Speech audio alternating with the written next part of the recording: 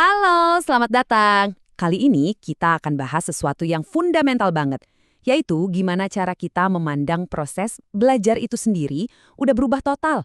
Kita akan lihat pergeseran besar dari model pengajaran yang mungkin kita semua kenal dari bangku sekolah, ke pendekatan yang jauh lebih modern dan dinamis.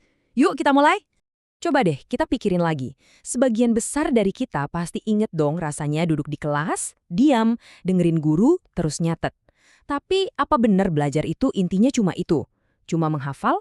Atau jangan-jangan ada sesuatu yang lebih dalam dari itu? Nah, pertanyaan sederhana inilah yang ternyata memicu sebuah revolusi di dunia pendidikan.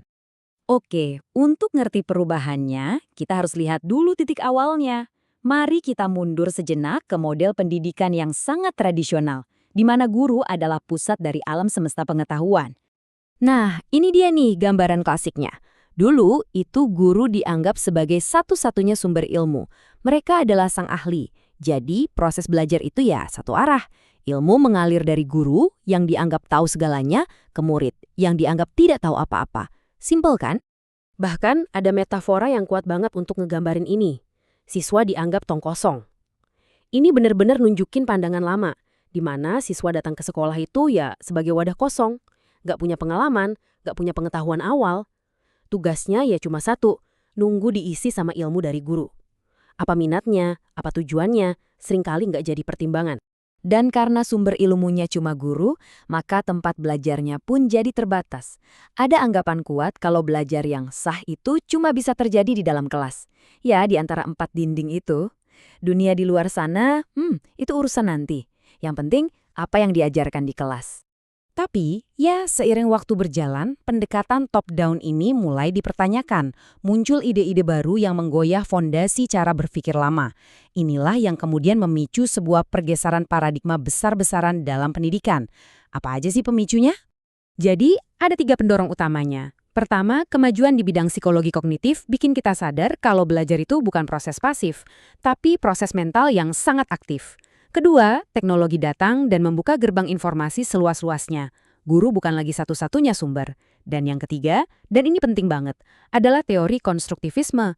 Teori ini bilang kalau siswa itu bukan tong kosong, tapi arsitek yang aktif membangun pengetahuannya sendiri. Nah, dari situlah kita bergeser ke pemahaman modern. Kita nggak lagi ngomongin pengajaran, tapi pembelajaran. Fokusnya pindah dari guru ke siswa. Mari kita lihat seperti apa bentuknya sekarang. Lihat deh definisinya. Kata kuncinya sekarang adalah difasilitasi, pengalaman sendiri, dan interaksi dengan lingkungan.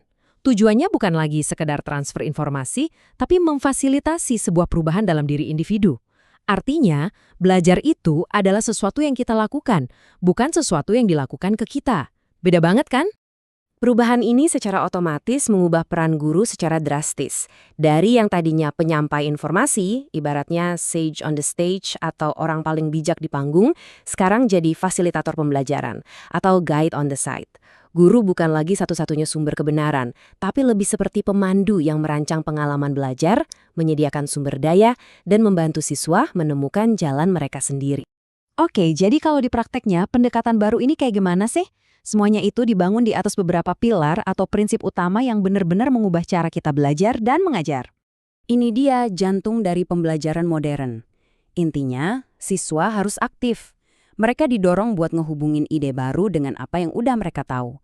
Mereka harus menerapkan ilmunya buat mecahin masalah, bukan cuma teori. Belajar itu harus dialami, bukan cuma didengerin. Dan yang paling penting, siswa itu subjeknya. Mereka yang pegang kendali. Tujuannya pun jadi lebih luas, lebih holistik. Nggak cuma ngejar domain kognitif atau apa yang kamu tahu, tapi juga mengembangkan domain afektif. Ini soal sikap, nilai, dan perasaan kamu. Dan juga domain psikomotorik alias keterampilan fisik kamu. Jadi tujuannya itu untuk mengembangkan manusia seutuhnya.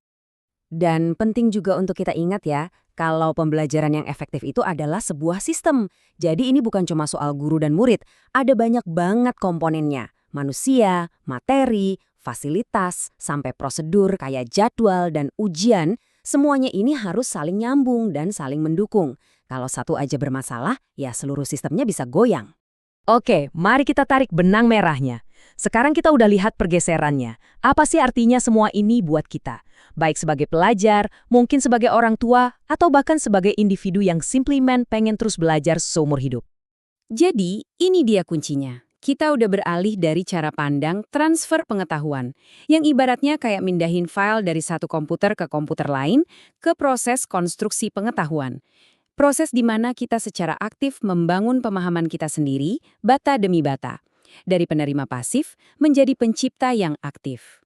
Nah, sebagai penutup, saya mau ninggalin satu pertanyaan untuk kita renungkan.